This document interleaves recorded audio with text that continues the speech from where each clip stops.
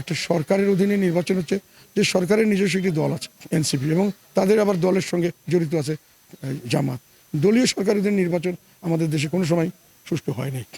এটা তো আমাদের একটা আশঙ্কা আছে যে সরকার কতটুকু ইনফ্লুয়েন্স করবেন, নির্বাচন কমিশন কতটুকু তাদেরকে পক্ষপাতিত্বমূলক করবেন, কারণ এখন পর্যন্ত আমরা লেভেল প্লেইং ফিল্ড পাচ্ছি না। যে না ভোট না দিলে দেশ ধ্বংস হয়ে যাবে, এখনো বলছি না ভোট না দিলে দেশ ধ্বংস হয়ে যাবে। নির্বাচনের আগে সহিংসতা হচ্ছে বিভিন্ন জায়গায়, সবচেয়ে বেশি সহিংসতা হচ্ছে সরাসরি জামাত এবং বিএনপির মধ্যে বিভিন্ন জায়গায়, এবং কালকে আবার সরকারের সাথে কিছু মানুষ সহিংসতা শুরু করলো।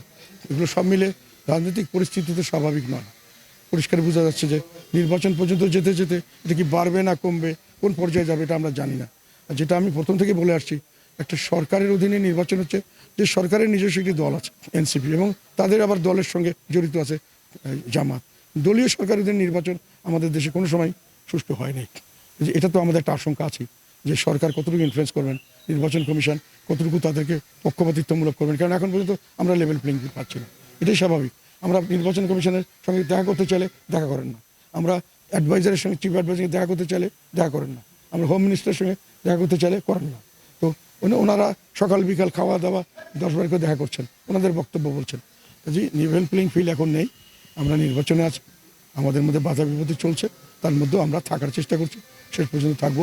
আমরা দেখার জন্য যে কতটুকু খারাপ বা কতটুকু ভালো হতে পারে। আমি এখন পর্যন্ত ভালো কিছু দেখছি না, সামনের দিকে ভবিষ্যৎ আমার কাছে খারাপ মনে হচ্ছে। আর আমি না ভোট দিতে প্রথম দিন যেটা বলেছি যে না ভোট না দিলে দেশ ধ্বংস হয়ে যাবে, এখনো বলছি না ভোট না দিলে দেশ ধ্বংস হয়ে যাবে। কেননা হ্যাঁ না ভোটের কোনো দরকার ছিল না।